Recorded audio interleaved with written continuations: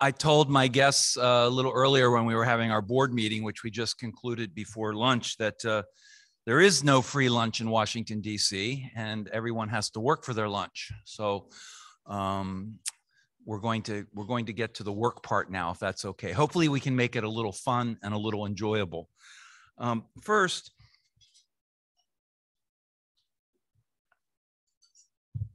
where do I start here with what I'm going to try to say? I first started going to the UAE in the mid-90s, and I traveled in those days with secretaries of defense who was US government policy in those days. If you went to an Arab country, it was required that you went to Israel as well. In those days, I was the country director for Israel at the Pentagon, and I was responsible for helping devise all of our policy with Israel with regard to trying to make peace with the Arabs. And we would go to Israel, we'd have our visit to Israel, and then the plane would go onward to other countries in the Gulf, which to me were a little exotic at the time because I didn't know much about the Gulf or the Arab states, but I learned a lot.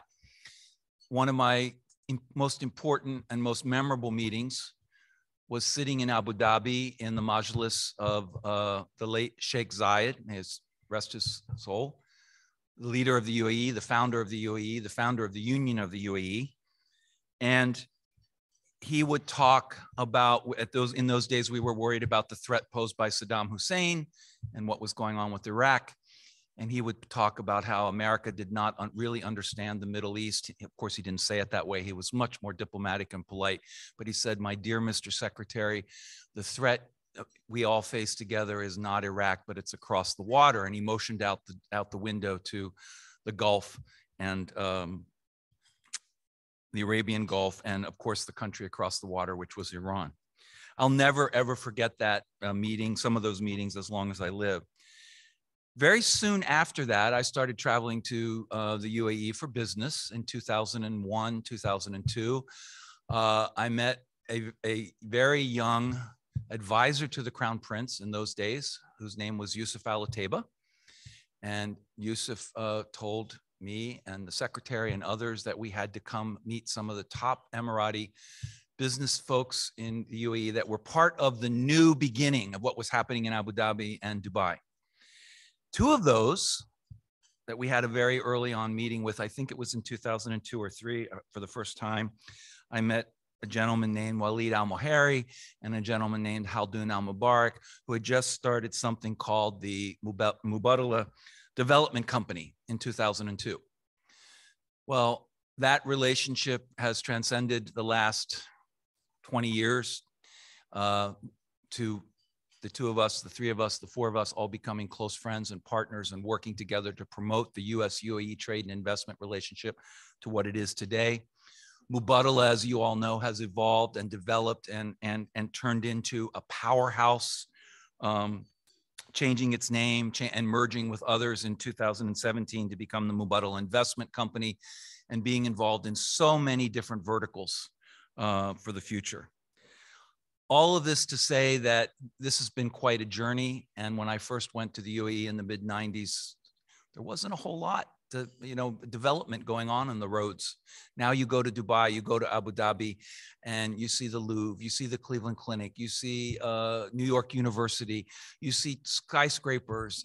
You think it's not the Arab world, it's not the Arab country that I first visited when I was a young 30-something policy official in the Pentagon. So I've seen this development and I'm constantly captured and struck by it. I juxtapose that with the development that happened last summer on the White House lawn, which I was fortunate enough to participate in, and I never thought would happen, which was the Abraham Accords signing. We have our DCM from the Embassy of Israel here today. Thank you, Benjamin Krasner, for being here and representing. I thought when I was with President Clinton at Camp David in 2000 that we would never see Middle East peace in my lifetime. And 20 years later, thanks to Ambassador Al-Taiba, big round of applause for Yusuf.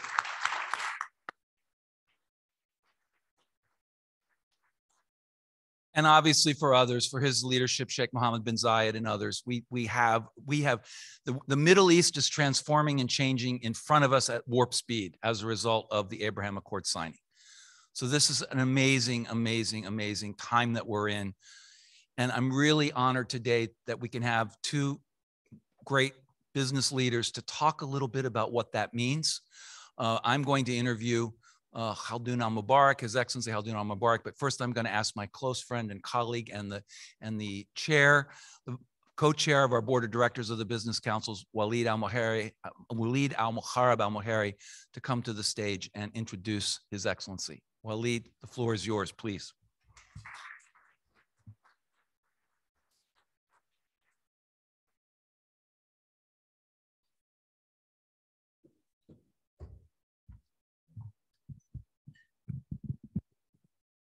Thanks, Danny. I think that both the podium and the mic were made for tall people. That's okay. So Danny, thank you for your opening remarks, and thank you for, I think, fostering, I think, just an incredible forum that in many ways has, I think, helped propel the relationship between our two favorite countries even closer together.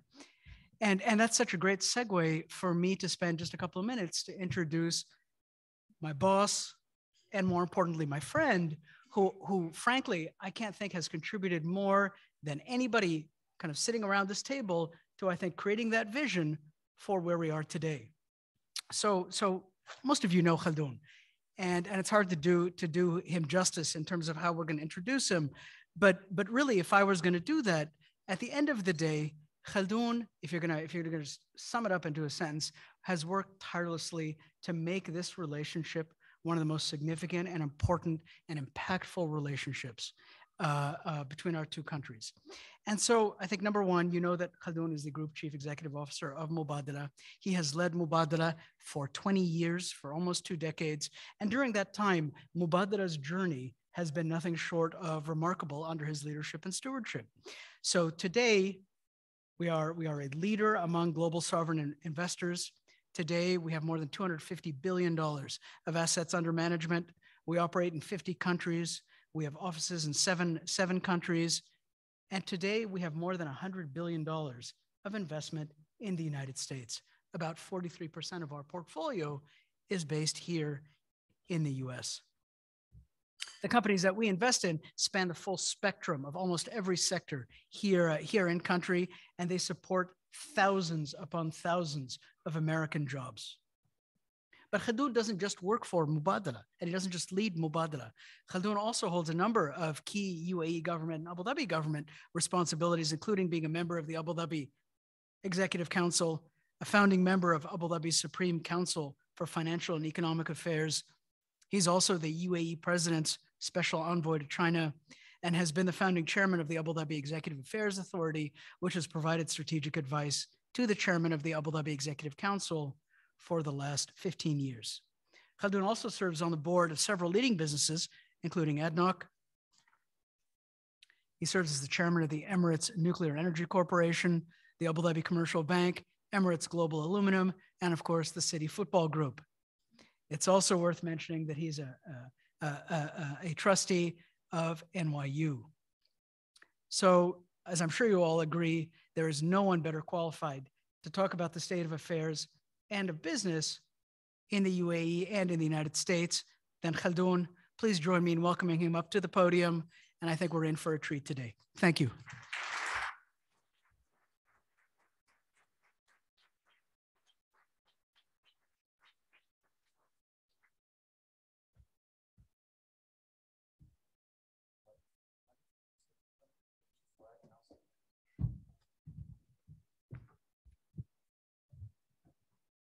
Problems we had earlier.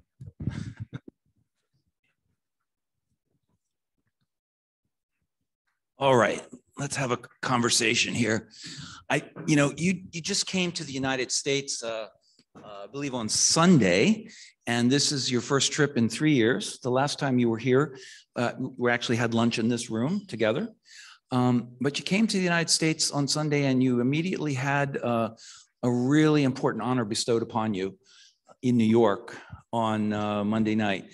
The Eisenhower family are friends of mine. Susan is my neighbor, and we are very close. And you received from BCIU, the Eisenhower Global Leadership Award, which is really amazing and wonderful.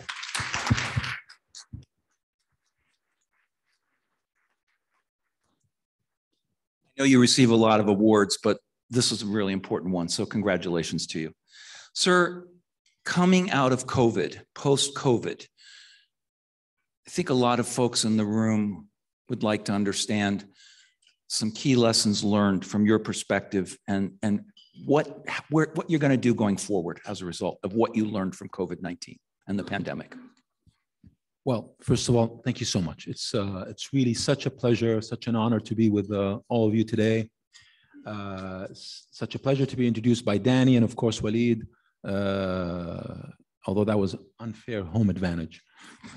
Thank you, Waleed. Well, you were our first co-chair of the board of directors when you founded it with the United States in 2007. So it was sort of unfair for me to introduce you in that way either. Also, so you know, I was saying that in the meeting earlier. It's very humbling because when I was chairing this wonderful or co-chairing this wonderful council, I never thought we would get to this size, over 200 members, the diversity of the membership, and then how it's really grown over the years under your stewardship, Danny, and the leadership of Waleed and others. You know, it's humbling, and it tells you, you know, sometimes you got to move on and allow the others. They'll do a much better job. But let me answer your question. So, COVID has been quite a challenge, but an incredible opportunity for the UAE, and I would say for me personally, having lived through these last 2 odd years. And the way I would describe this experience for us and how we got out of it and what it means for us as a country, as a nation, and for me, Waleed and the institution in Mubadala, I will kind of give you a story in terms of how this incredible pandemic hit us, how we've handled it, and accordingly where we've landed and where we're going.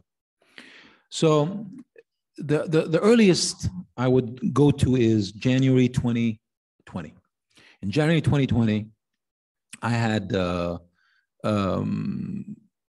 call in which His Highness Sheikh Mohammed bin Zayed, the Crown Prince, requested a briefing from a group of us at the government. And the briefing covered logistics, infrastructure, security, economics, food supply, food security, medical supplies and security, etc. And the question that was asked by many of us, and me among them, was, what's this thing coming out of China? And what's the worst case scenario? And what would be the course of action that the UAE needs to start thinking about from now? And I remember going to that meeting. My job was to look at the economic implications of past pandemics and really put some analysis on worst case scenarios on what this thing could be, looking at past pandemics over the last 150 years. And that was it. The analysis was the easy part. Going in was also the easy part. But then when you get into a room with another 20 or 30 responsible individuals giving worst case scenarios all at the same time, it's a huge awakening. I think all of us, by the end of that brief, I think had a very clear view, and I think got the exact point that Sheikh Mohammed had in mind, which is the wake-up call, that this is serious, that this will have potentially massive ramifications, and that we needed to, from that day, start planning and preparing for the worst-case scenario. And that pretty much set the tone for the way the UAE handled that pandemic. And I'll give you a couple examples. So one of the things that came out in that briefing was, well, how do you test for this? And this thing called PCR testing came about. And at that point, as leaders tend to do, Sheikh Mohammed had that foresight to say, okay, if we need to be able to test, and we need to be able to, if this thing becomes a pandemic and spreads globally, then the demand and supply chains are going to be highly, highly challenged. We can't be left hanging. So we need to have that capability immediately. Masks was another question, N95s. Again, you're going back these days, we didn't think about these things. So a couple of decisions came out of that meeting. First decision was we needed to have the capability within 6 weeks to have manufacturing, production, and the supply chain of PCR testing in the UAE within 6 weeks from late January. Second thing, we needed to have N95 manufacturing capability in production for the entire country and potential export, again, within 6 weeks. We needed to look deeply into our entire supply chains, medical supplies, food supplies, industrial equipment supplies, and make sure we are well prepared for the absolute worst case scenario. And I assure you folks, we went about, we're a small country, we're blessed with the right resources, with good leadership, good management, and we were able then to leave that room and go and execute. Our part, as an example, Mubadala, was to deliver on the N95 side, the N95 masks. And we got in touch with Honeywell. We immediately mobilized our aerospace manufacturing facility in the UAE, which focuses on manufacturing composites. We had to think creatively. What can we do? Where can we move fast? And again, this was early days. By moving early, we were able, not within 6 weeks, I think probably 8 weeks, to deliver on the supply chain on N95 masks for the entire requirements of the country and supplying over at least another 10 countries over that. We were able to deliver on the PCR testing capacity. That was done in 6 weeks. And we were able, as an economy, to weather through that first and second and subsequent waves without any disruption to food, agriculture, medical equipment, industrial equipment. I can tell you right across the board, and many of you have been, live and operate in the UAE, know that part was taken care of. And that set the tone for the way the UAE managed through that COVID challenge. And His Highness left us, I remember in that meeting back in late January, with 2 very clear objectives. Number one, we need to protect the lives of all the people in the UAE and minimize the losses to the bare minimum. That was the number one objective. And that's very different from some of your neighbors in the region. I mean, I'm just saying, you took care of everyone, citizens and residents alike. Because the human side was the number one priority on his mind, and that's it. The mission was clear to all of us. Number 2, the economy, Danny, needed to not only weather this, but needed to come out stronger. It was very clear to us, our mission was not just to weather the storm, but actually to see how we can weather it, but then get out of it stronger. Zoom, what are we today? What day today? October 7th? Sorry, I've been traveling. And I look at where we are right now. October 7th, we have over 83% of our population vaccinated, with another 11% that have had at least one jab. So you are in that 93, 94% of the entire population vaccinated. You have a relatively low, probably among the lowest in the world, mortality rate. I would say the lowest 5 percentile. we have less than 200 cases per day in the entire country, with a positivity rate of less than 0.1%. And that 0.1% is very important because it's not any 0.1%. We test 3% of the entire population daily. A population of about 10 million, we test 300,000 PCR tests daily. So we have an incredible data set, which helps us through the management of this crisis.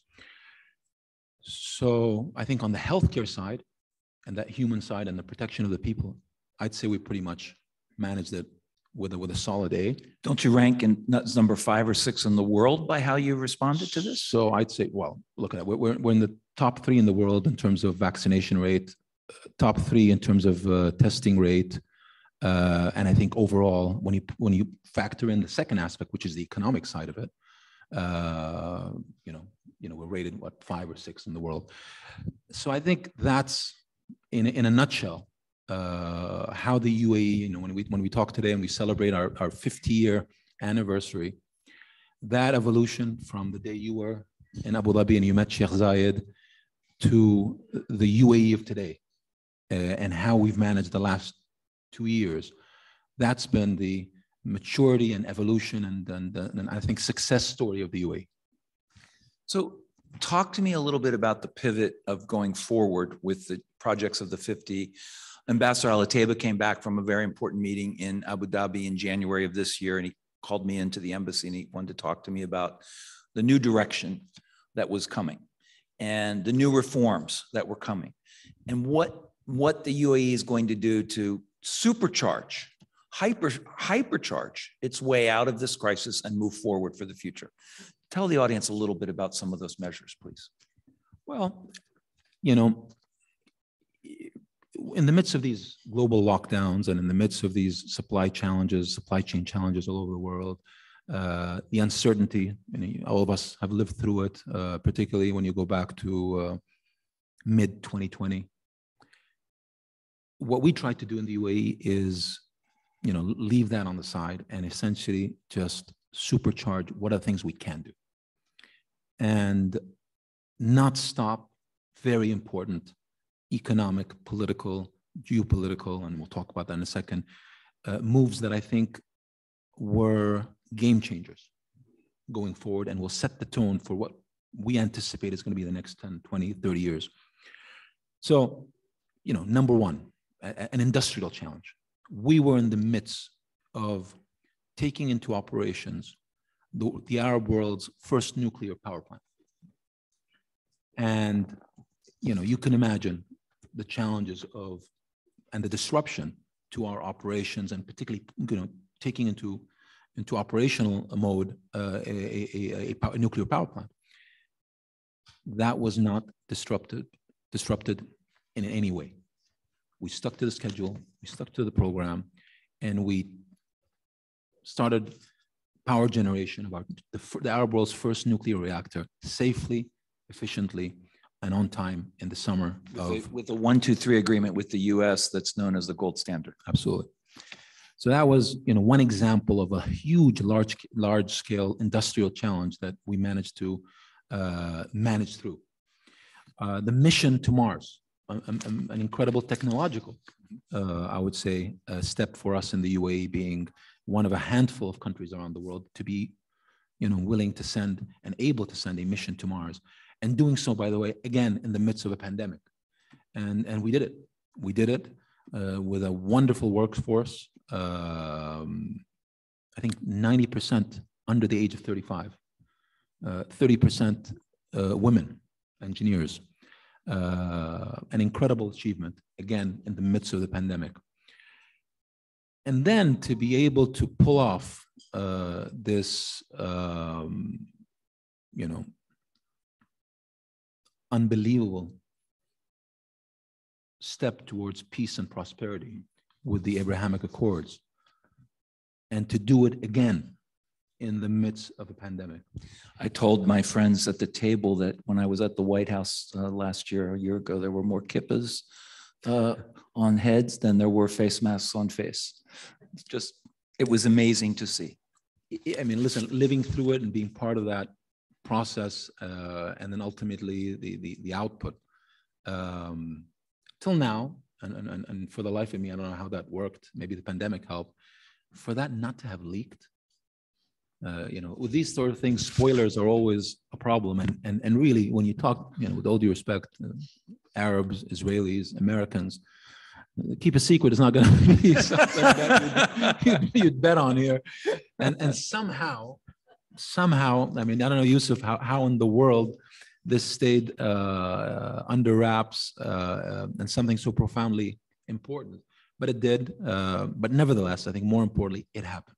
Does the region get how important it is to, even do Americans get it? To me, this is completely a paradigm change. And I don't know sometimes if people give it the credit it's due.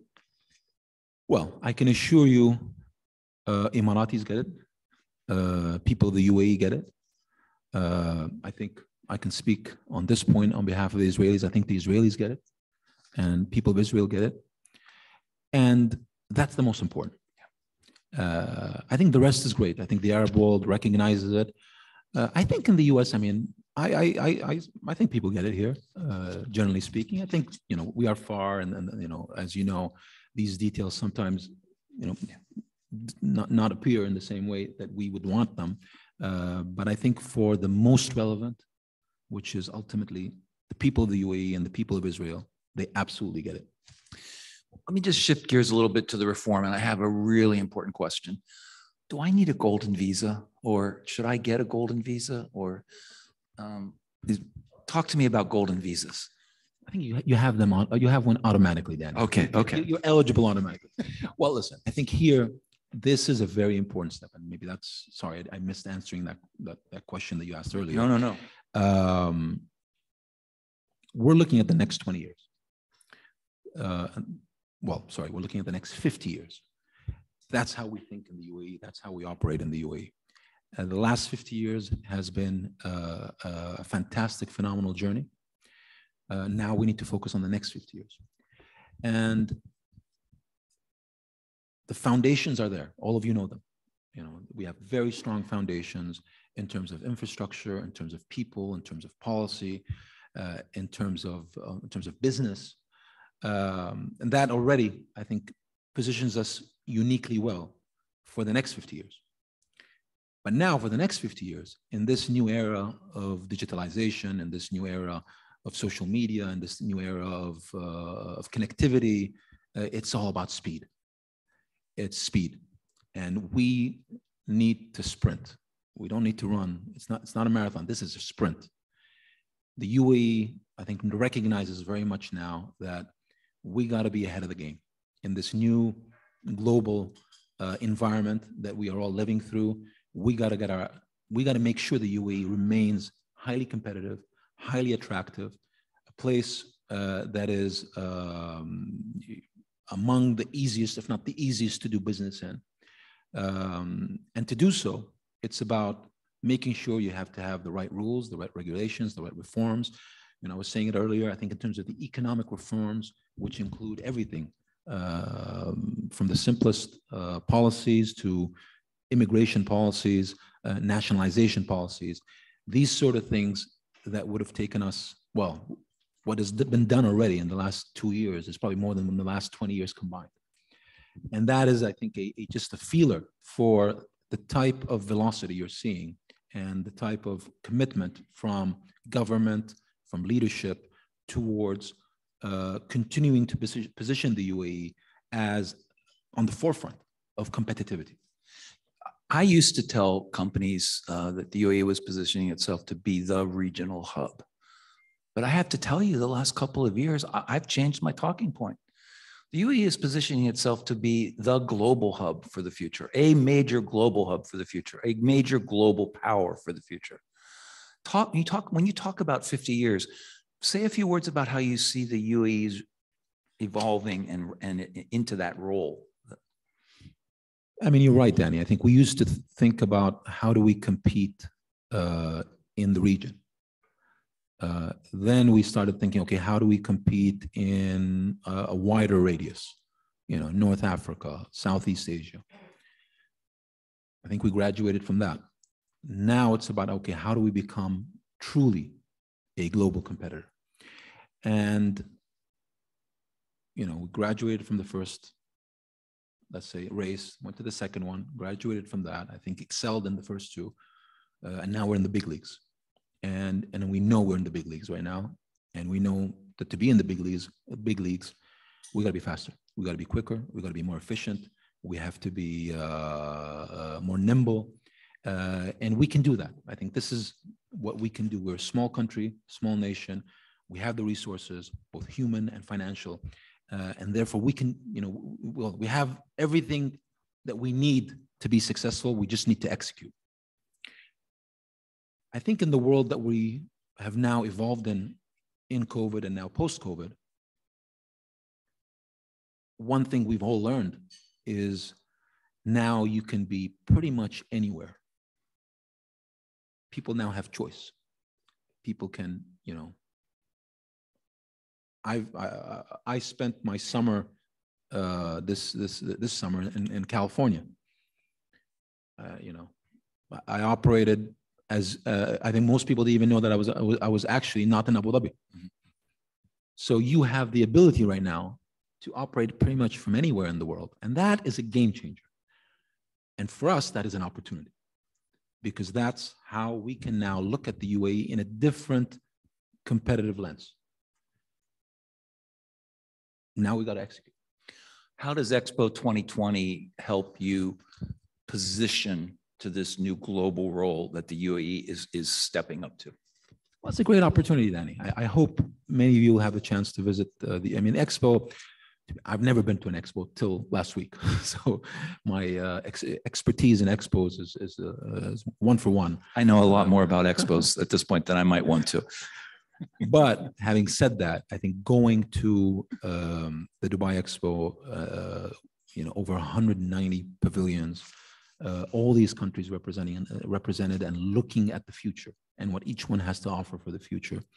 I think for the next 6 months, it's going to be a melting pot of people coming from all over the world to a place that is safe, well-managed, and open for business. And I think that's where Dubai Expo actually, you know, many people will say, you know, too bad, I hear it, you know, bad luck, you know, to get the Expo on a year like, you know, 2021 and postpone it and do it in, you know, sorry, in 2020 and then postpone it and do it 2021. And, you know, with all the challenges of mobility and many countries still in lockdown, most of Asia still can't travel.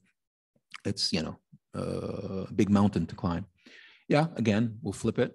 It is a challenge. It is a mountain to climb. However, it is an opportunity for us also to showcase that in this world, we can pull it off. We're open for business. And everything I've just described, that's a platform to actually showcase the UAE, and that's what we're doing. I was at the opening ceremony, thanks to Her Excellency Rima Hashmi, and I just could not have been more proud of what you guys have done, what this Expo represents. It's truly amazing. Okay, let's get to this question, if I may. There's a great power competition going on between the US and China, and it's reshaping global trade today. How does the UAE see the future of this, and its place in this competition? I know you're going to say you don't want to be in the middle of it, but the reality is there's opportunities and risks here with what's going on between the US and China for the future. Talk about that a little bit. So we look at it from a very economic commercial lens. So we look at it from a very economic and commercial lens, and not in a zero-sum game. The US, as you've heard from us, you've heard from my colleague, you know, is a crucial strategic ally, economic partner of the UAE, and that will always be the case. The United States, when it comes to investment, when it comes to innovation, when we have 43% of our portfolio in one country, I mean, that enough said. And that will continue to be the case. US is, I see a very exciting future. And particularly from an investment perspective, I think the economic story here, and particularly in the areas we like, which is within that innovation world and innovation space, you know, it's going to continue to be a priority space for us. we're global players. We sit in a very strategic location, which is an advantage to us. We are a transportation hub link between East, West, North, South, between North America, Europe, Africa, Asia. That's our game.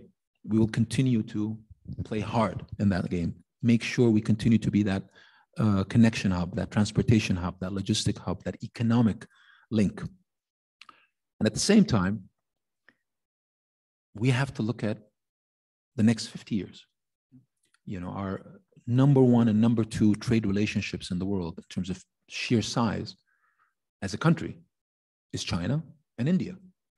We have to continue to grow and build on that commerce, on that trade with these economies. India, I mean, you asked me about China, but I'm going to talk not only about China, I'm going to talk about India. These are incredibly substantial economies that are going to grow very clearly. I think difficult for anyone to argue in this room in the next 20, 30 years. And if you are doing what we're trying to do, in the way I've just described it, you have to keep doing what we're doing, which is continue to strengthen your economic ties, strengthen your trade lines, increase commerce, and continue to position yourself in that east, west, north, south strategic location. And that's what we're going to do. And that when we look at China, that's how we look at China. I look at it from that perspective. I look at it in terms of, again, opportunity. How do we keep increasing? How do we benefit? How do we increase trade? How do we increase investment? How do we benefit of that economic story in China? Today, it's the second largest economy in the world. It'll be probably the largest one. You know, everybody will take a view. It's in 10 years or 20 years or 30 years. What does Mubadala say? When will China surpass the United States? As an economy? Yes, as an economy. I don't know, and I don't care. It's going to happen. Okay. And when it does happen, we're going to be well positioned. All right, fair enough, fair enough. You've spoken a lot about the U.S.-UAE relationship and strength on strength, as we like to say.